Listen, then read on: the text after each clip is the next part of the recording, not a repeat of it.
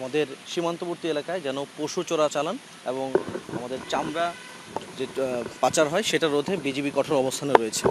আপনারা বিগত বেশ কয়েক মাসের যদি পরিসংখ্যান দেখেন, সিলেট ব্যাটালিয়ন বা ৪৮ বিজিবির দায়িত্বপূর্ণ এলাকার মধ্যে দিয়ে আমরা গত ২.৫ থেকে ৩ মাসে আনুমানিক ৫০০-র অধিক আমরা পশু জব্দ করেছি।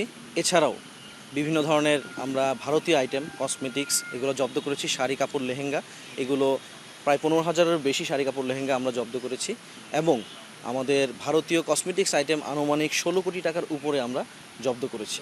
আমরা বেশ কিছু আসামি আটক করেছি এবং আমরা এটা আইনশৃঙ্খলা বাহিনীর কাছে সোপর্দ করেছি।